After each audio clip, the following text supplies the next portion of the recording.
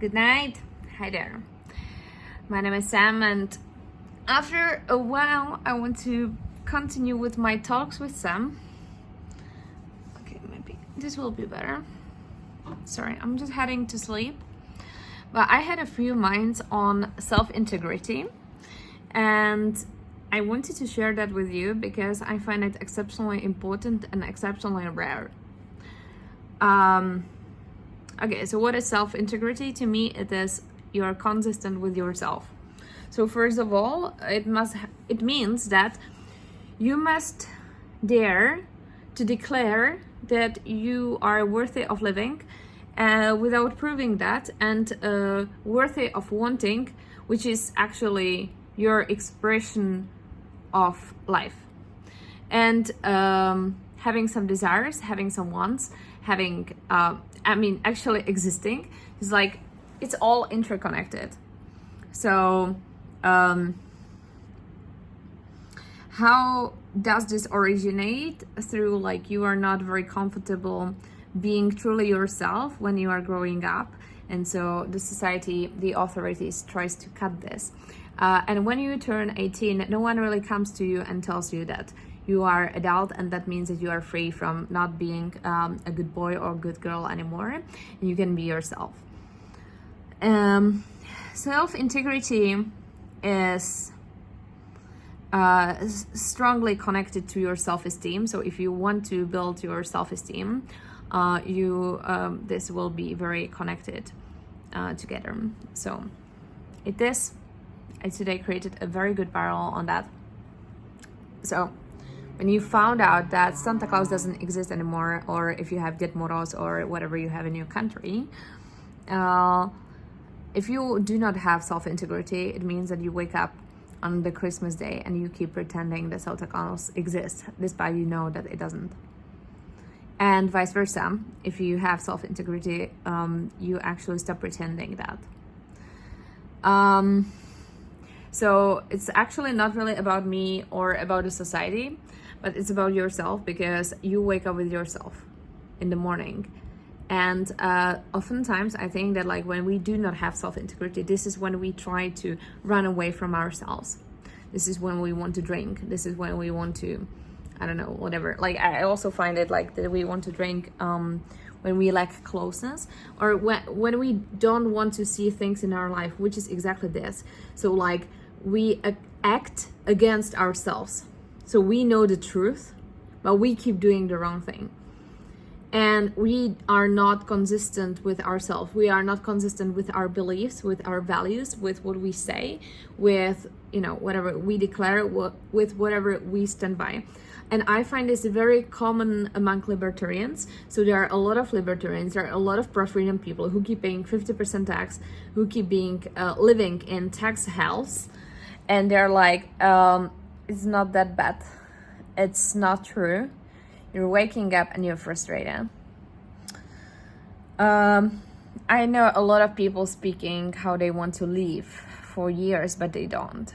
All these things, just like when you do not accept full responsibility for your life, when you do not act in accordance with your values, this is when you betray yourself.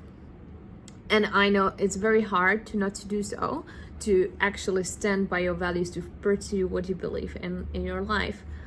But again, you wake up in the morning with yourself, and there's no one in the society anymore who asks you for this, who asks you to betray yourself. And so every time when you betray yourself, you kill your self-esteem at the same time. You tell yourself that you don't have the right to live, you don't have the right to want, that your beliefs, that your wants are not worth pursuing. This is what you do unconsciously.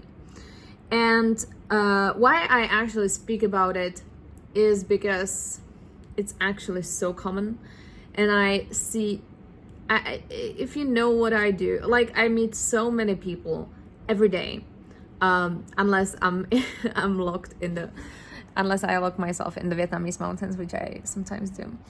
But I really talk to a lot of people, and I can tell you that people who actually live in accordance with their values are actually pretty rare, and it's a very sad thing to me that we normalize this in the society, because to me, like, I want to find a good man, but and I believe that this is something that is like very important to me. First of all, that I seek a self-esteem man, because if someone has a lower self-esteem and you do, then the person will want to tear you down, and I don't want that.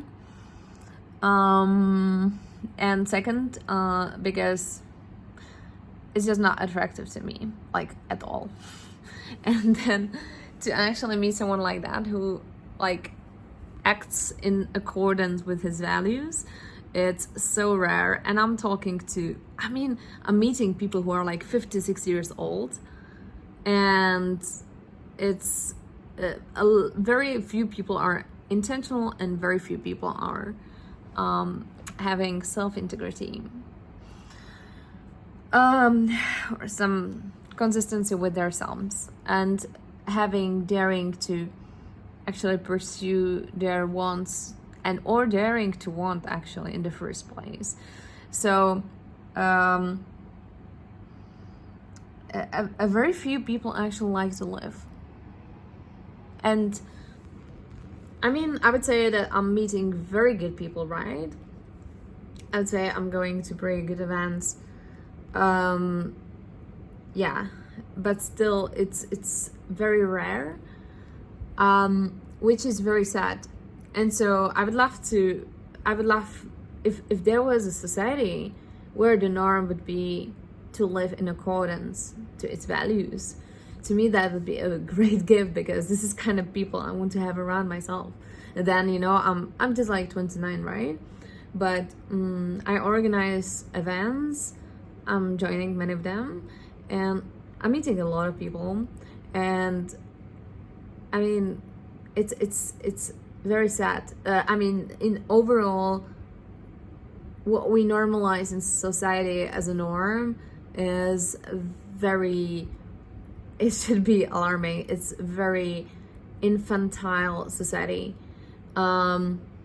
which is, to me, lacking responsibility. And that's actually the core. It's also why I wanted to write a book, and why I understood the need for it, about broadening individual freedom, which is actually just about accepting full responsibility for our own life and living in accordance with that. It's not published yet. I want to have it out this year. Anyway, that's I wanted this to be a reminder for you, and I would love to truly invite you to go for it, to pursue it, because it's super rewarding, it's super relevant, and it will change your life if you pursue this way of actually just living for your own sake, like for yourself. Because again, you wake up in the morning with yourself, and we oftentimes continue this pattern from childhood, that where some adults told us, maybe indirectly, you don't have the right to live, you don't have the right to want, don't be too needy or something. And then you continue this without people already being above you, right? It's sort of like, from transactional analysis, this is like the inner parent. So internal parent, you keep pushing yourself, you keep judging, you keep punishing yourself for living, and you act that's a crazy thing. So you act contrarily to your self-preservation. So, okay, naturally, we're just better monkeys, right? So why you are here, you're just a normal human being. I am a normal human being, but we just have some sort of intellectual perception, but that's kind of it. We're still like humans. So our reason to be here is to live, to self-preserve ourselves, and to prolong ourselves. That's our nature. That's the only meaning of life. That's it, just to live and to continue our genes. if we are lucky enough. I don't want to, like, it's also like, it's not a question of luck. You actually want to choose your partner intentionally, like, and there's such a lack of intentionality, of purpose, of integrity in society. I am honestly, I'm shocked in a very disappointing way.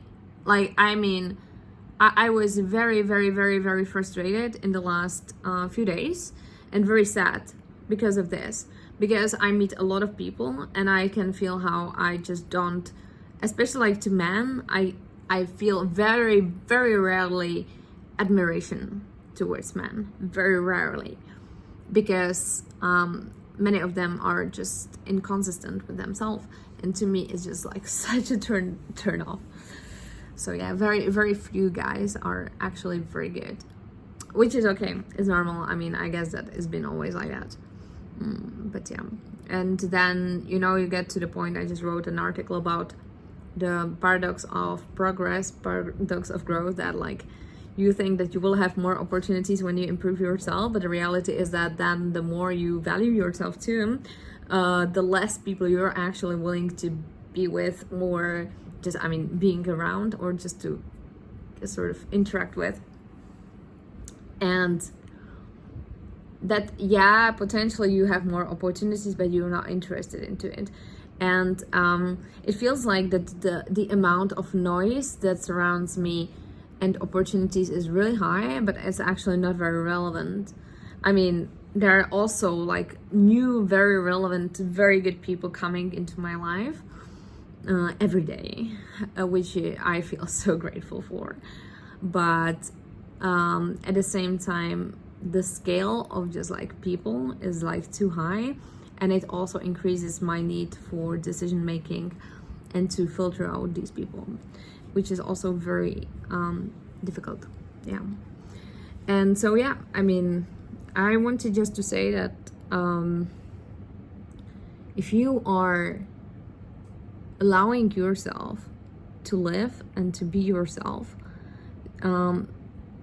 that's and to live in accordance with your values, you already will stand out. And you will also, it means that you will follow the path that is relevant to you, that's authentic to you. And for sure, this way is the only one how you will become the best one in whatever is your strength in the world. And pursue your own uniqueness and understanding where is your place in the world, which is also a very strengthening point. And a very, very few people have this. So yeah, I think this is what I wanted to tell you. I think it's very connected to my presentation on being or not being normal. And yeah, I wish you daring. I wish you daring, strength and stuff. Yeah, I'll see you around. And I want to share with you some more report on Networks Day conference, and soon also Nomad Capitalist Live conference. There will be a part of like the small interview with me out as part of Nomad Capitalist Live Like a King in Belgrade, which is super exciting. I'm really grateful about that. And yeah, like some great things are happening, but it's very tiring. It's very, very, very tiring. And I say greetings from KL. It's something like 9:30 and I go sleep. So yeah, I'm really dead. I'll see you around, and I'll hope I will try to return to these shorter videos. I hired a marketing assistant. And yeah, I will keep doing things. I'll see you around.